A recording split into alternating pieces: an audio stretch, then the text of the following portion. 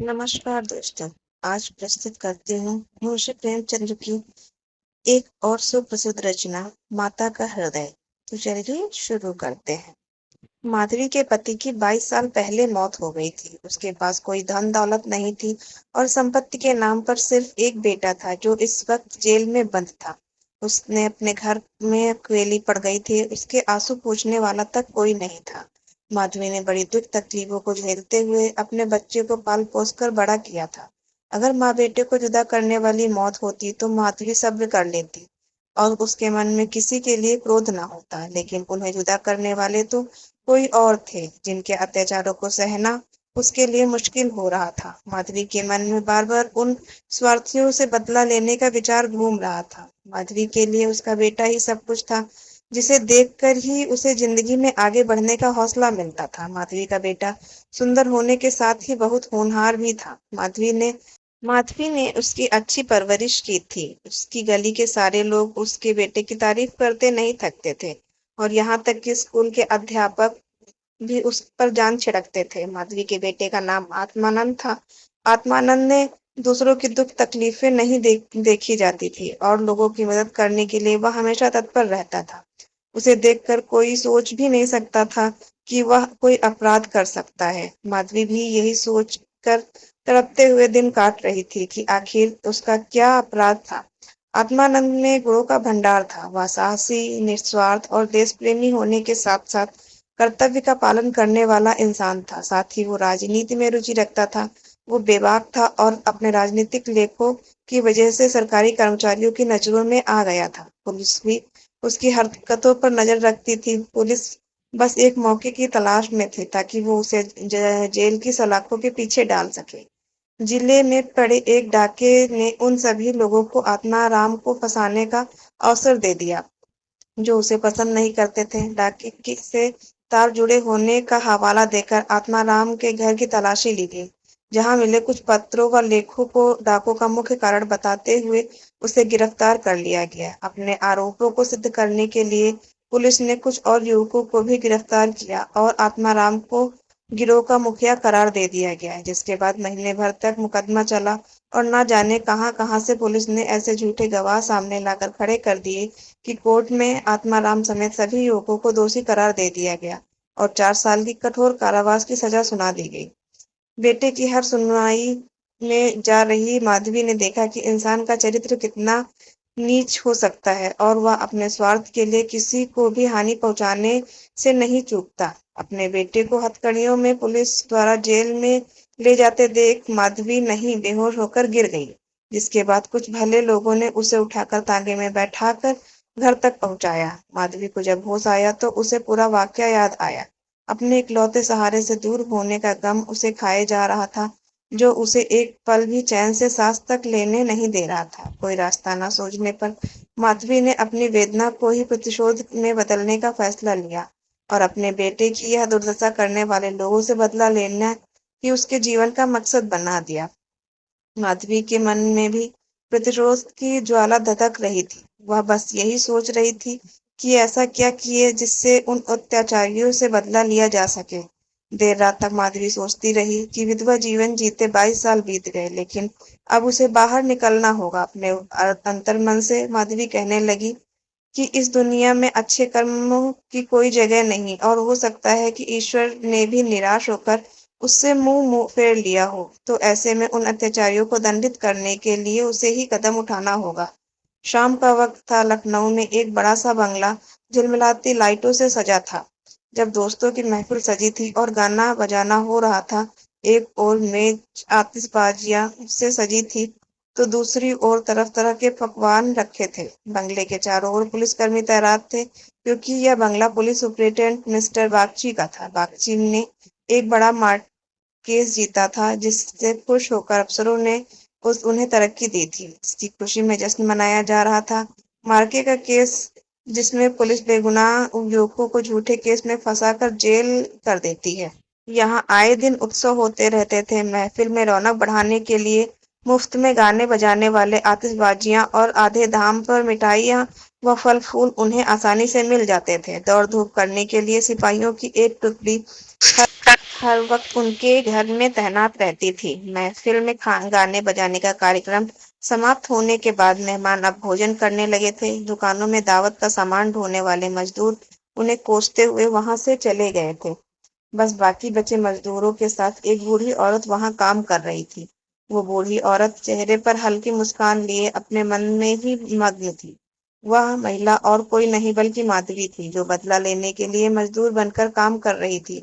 महफिल खत्म होते होते सभी मेहमान जा चुके थे। इक्के दुक्के मजदूर बचा हुआ खाना समेट रहे थे। माधवी एक कोने में चुपचाप बैठी हुई एकटक सभी को देख रही थी। सहसा मिस्टर बागची की नजर माधवी पर पड़ी तो वो उसके पास पहुंचे और बोले, तुम अब तक यहाँ क्या कर रही हो? कुछ खाने के लिए मिला या नहीं?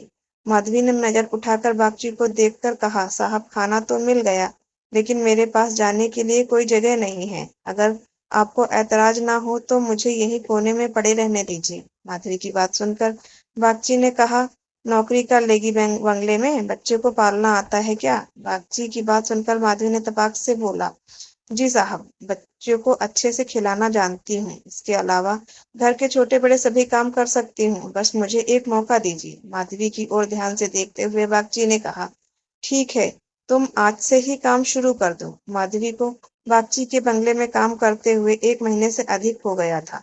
माधवी अपने काम में इतनी निपुण थी कि उसे पूरा घर खुश था। बागची की पत्नी का स्वभाव चिड़चिड़ा था और वह आलस व अपनी खराब सेहत के चलते दिन भर बिस्तर पर या सोफे पर पड़ी रहती थी और नौकरों पर चिल्लाती रहती। उसके स्वभाव के कारण बच्चे का ध्यान रखने वाली आया ज्यादा दिन ना टिक पाती। माधवी उसकी जली कटी बातें सुनकर भी चुपचाप अपने काम में लगी रहती। इसलिए बागची की पत्नी को उसके लिए कुछ खास शिकायतें नहीं थी। उसके बच्चे की देखभाल की जिम्मेदारी भी माधवी को ही दे दी गई थी। बागची और उनकी पत्नी को इससे पहले भी कई बच्चे हो चुके थे, लेकिन अज्ञात कारणों से उनका एक भी बच्चा कुछ महीनों या फिर साल भर से ज्यादा जीवित नहीं बच पाता था। इसलिए इस बच्चे पर दोनों माँ बाप की जैसे जान बसती थी। पढ़े लिखे होने के बावजूद दोनों अपने बच्चे की सुरक्षा के लिए टोना टोटका व जंतर मंतर अपनाने से भी परहेज न करते थे। बच्चा माधवी के पास ही ज्यादा समय बिताता। इस वजह से जो माधवी से काफी ज्यादा घुल मिल गया था। अगर माधवी कुछ देर के लिए भी उसकी नजरों से दूर हो जाती तो बच्चा जोर जोर से रोने लगता। बच्चा माधवी को ही अपनी माँ समझता और यह साथ खेलती तो ही खेलता, वह दूध पिलाती तो ही पीता और वह सुलाती तो ही उसे नींद आती। अपने पिता को तो बच्चा जैसे कोई अजनबी समझता और माँ उस पर ध्यान नहीं देती थी। माधवी को लगा था कि बड़े घर के में काम करने से तनख्वाह अच्छी खासी मिल जाएगी, जिससे महीने का खर्च पूरा हो जाएगा, लेकिन यहाँ तो नौकरों से हर एक पैसे का हिसाब लिया जाता है। एक दिन बच्चे को गोद में उठाए माधवी ने मालकिन से कहा कि बच्चे के लिए कोई खिलौना गाड़ी मंगवा दे तो अच्छा है। माधवी की बात सुनकर मिसेस बागची ने कुटिल स्वर में कहा, कहाँ से मंगवाऊं इसके लिए खिलौना गाड़ी? हाथ में रुपया भी तो होना चाहिए। इसका खिलौना 10-20 रुपए में आएगा और इतने रुपए कहाँ है मेरे पास? माधवी ने मिसेस बागची को गौर से देखते हुए कहा, मालकिन खिलौना ही तो है। माधवी की बात सुनकर मिसेस बागची ने कहा, अब तुमसे क्या छिपाना? दरअसल तुम्हारे मालिक की पहली पत्नी की 5 बेटियां हैं, जो इलाहाबाद के एक स्कूल में पढ़ती हैं। 5 कुंवारी हैं और उनकी पढ़ाई लिखाई और दूसरे खर्च इनका आधा वेतन चला जाता है। ऊपर से लड़कियों की शादी करवाने के लिए कम से कम 2500 रुपए लगेंगे। अब कहाँ से लाएंगे इतने पैसे? मिसेस बागची की बात सुनकर माधवी बोल पड़ी, मालिक को घूस भी तो मिलती होगी ना? माधवी यह कहकर चुप हो गई। मिसेस बागची ने गहरी सांस लेते हुए कहा, ऐसी कमाई में बिल्कुल बरकत नहीं होती। काली कमाई का पैसा एक हाथ आता है और दूसरे हाथ चला जाता है। जैसे जैसे दिन बीतते जा रहे थे, माधवी के मन में उस बच्चे के लिए स्नेह और भी बढ़ता जा रहा था। कभी कभी बदला लेने की याद आती तो वह क्रोध से भर जाती और फिर बच्चे को देखकर शांत हो जाती। वहां रहते हुए माधवी मिस्टर बागची के परिवार की स्थिति से वाकिफ हो गई थी। कई बार तो वह अपना दर्द भूलकर उनके परिवार के लिए चिंतित हो जाती और उसका मन दया से भर जाता। माधवी सोचती रहती, मालिक आखिर 5 बेटियों की शादी कैसे करेंगे? ऊपर से पत्नी भी बीमार और बच्चा छोटा है। जरूर उसके परिवार पर अभिशाप है, वरना इतना सब होने के बावजूद कौन दुखी रहता है? कमजोर बच्चे के लिए बरसात तो बीमारियां लेकर आती हैं। बरसात में उन्हें अक्सर खांसी जुकाम और बुखार घेर लेता है। ऐसी ही बरसात में माधवी एक दिन किसी काम से अपने घर चली गई। पीछे से बच्चे ने रो रो कर पूरे घर सिर पर उठा लिया। कुछ देर गोद में उठाने के बाद मिसेस बागची ने एक नौकर को उसे टहलाने के लिए सौंप दिया। कुछ देर आंगन में घुमाने के बाद नौकर ने बच्चे को हरी घास पर बैठा दिया। बारिश का पानी से जमीन गीली थी और बच्चा ऐसे ही कई घंटों तक पानी में खेलता रहा। वह नौकर दूसरे नौकरों के साथ गप्पे हाँकने में मस्त हो गया। काफी देर बाद जब नौकर का ध्यान गया तो वह बच्चे को फटाफट भीतर ले आया और उसके कपड़े बदलवाए। शाम होते ही जुकाम ने बच्चे की नाक बहने लगी और खांसी से गले से आवाज आने लगी। देर शाम जब माधवी बंगले में पहुंची तो बच्चे की हालत देखकर उसका कलेजा फटने लगा। वह बच्चे को लेकर तुरंत मालकिन के पास पहुंची और कहा, देखो जरा बच्चे का क्या हाल हो गया है, कहीं इसे सर्दी तो नहीं लग गई है। बच्चे की हालत देखकर मालकिन हक्की बक्की रह गई, क्योंकि वह ऐसा मंजर पहले भी देख चुकी थी। मिसेस बागची ने तुरंत नौकरों से अलाव जलाने के लिए कहा। मिसेस बागची और माधवी दोनों पूरी रात बच्चे को ठीक करने में जुटी रही। दोनों की आंखों से नींद जैसे कोसों दूर थी। ऐसे में सवेरा कब हो गया दोनों को पता न चला। मिस्टर बागची को जैसे ही बच्चे के बीमार होने की खबर मिली, वह डॉक्टर को लेकर सीधे घर पहुंचे। 3 दिन में बच्चे की हालत में सुधार आने लगा, लेकिन वह काफी कमजोर हो गया था। बच्चे का ख्याल रखने में माधवी ने दिन रात एक कर दिया। यह वही माधवी थी जो परिवार का सर्वनाश करने का संकल्प लिए उस घर में आई थी, और आज उसी ने घर के चिराग की सलामती के लिए दिन में हजारों बार ईश्वर से दुआएं मांग रही थी। शायद माधवी की दुआओं का ही असर था कि बच्चे की सेहत में धीरे धीरे सुधार होने लगा। एक सुबह मिस्टर बागची बच्चे के झूले के पास बैठे हुए थे और मालकिन सिर दर्द के कारण चारपाई पर पसरी हुई थी। माधवी पास में ही बैठे बच्चे के लिए दूध गर्म कर रही थी। माधवी की ओर देखते हुए मिस्टर बागची ने कहा, हम जब तक तुम्हारे एहसान तले दबे रहेंगे। या तुम हो जो बच्चे की मौत को मुंह से खींच लाई, वरना हम तो उम्मीद ही हारने लगे थे। इतने में मिसेस बागची भी उठकर पास आ गई और माधवी से कहा, तुम एक देवी बनकर हमारे जीवन में कष्ट हरने के लिए आई हो।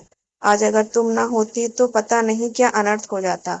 मेरी तुमसे एक विनती है, जैसे तो जीना मरना सब ऊपर वाले के हाथ में है, लेकिन तुम्हारे हाथ में जरूर संजीवनी है। मेरी तो किस्मत ही अभागी है, पर हो सकता है तुम्हारे पुण्यों से मेरे बच्चे की जान बच जाए। माधवी चुपचाप मिसेस बागची की बातें सुन रही थी। मिसेस बागची रुआसी आवाज में कहने लगी, सच कहती हूँ, अब तो बच्चे को गोद में उठाने तक से मुझे लगता है तुम इसे आज से अपना ही बच्चा समझो और अपनी माँ इसकी माँ बन जाओ। इसे भी तुमसे बहुत लगाव है। तुम इसे अपने साथ अपने घर ले जाओ और वहीं इसकी परवरिश करो। जब तक यह तुम्हारी गोद में रहेगा हमें चिंता न रहे होगी। मिसेस बागची की बात सुनकर माधवी ने कहा, मालकिन क्यों ऐसे बुरे विचार मन में ला रही हैं? बच्चे की हालत में सुधार हो रहा है और देखना भगवान की इच्छा से सब कुशल मंगल होगा।